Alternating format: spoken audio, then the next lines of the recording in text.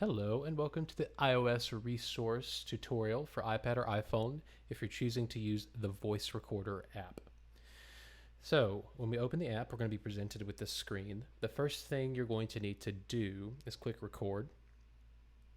There's going to be some settings that you're going to need to change to get the most out of your device. So record quality needs to be set to high. Silence detection, that's kind of an automated gate. You can go ahead and set that to yes.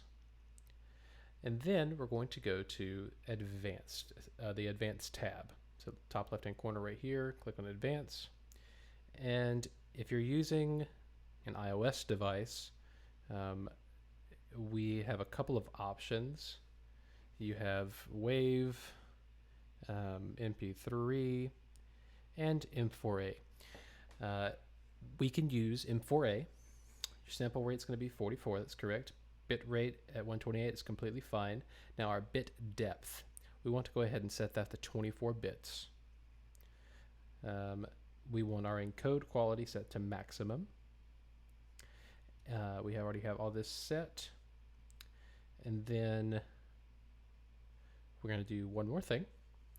Go to your level check. And you're going to know there's a couple of meters doing their thing right here. We're going to leave your input gain where it is.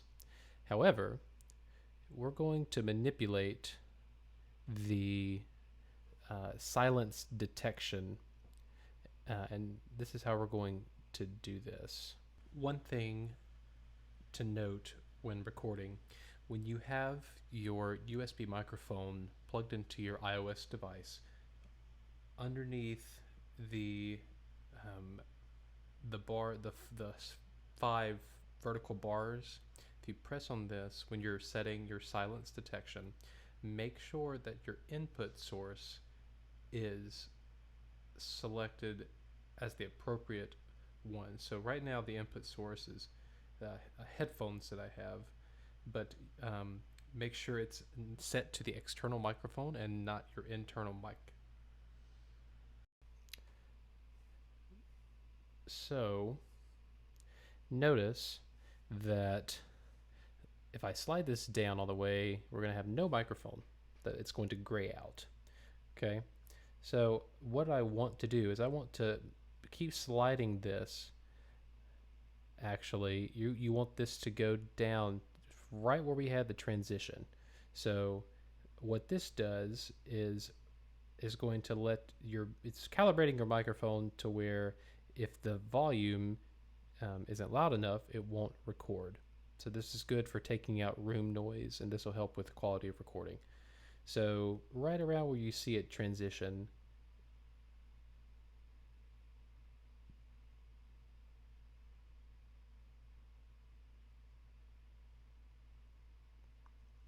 and on one note, when you're doing silence detection, you actually want to have silence in the room while you're manipulating the fader. So, but what we want to do is get the fader to a point to where it gets grayed out when it's silent in the room. And that'll work. Notice when I start speaking, it uncrosses. Okay, we're going to hit done. And now we are ready to go. So all you'll do is you'll just hit start, and now you're recording, and you can record to your heart's content.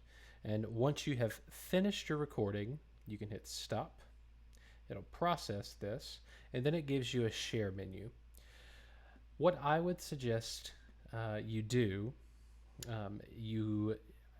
there are options here, but you can, I would go ahead and save it to the Dropbox. So if you have already connected to the Dropbox account or the Dropbox link, that linked folder for you to upload your audio files, you can click save to Dropbox. It'll check Dropbox. You'll need to sign in if you haven't already. Once you have signed in, I have mine set up to where I need verification. I guess that's just the Dropbox thing. It'll sign you in. And again, I have extra security on my Dropbox. And if you don't actually have two-factor authentication turned on in your Dropbox, this wouldn't be a bad time to set that up.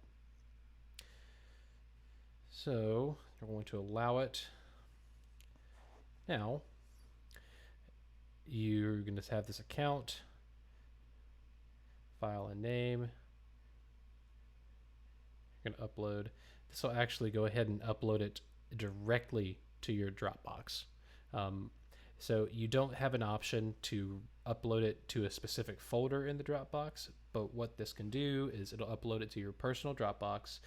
Then you can go over to your normal Dropbox file, your normal Dropbox application, and drag and drop that file to the appropriate folder.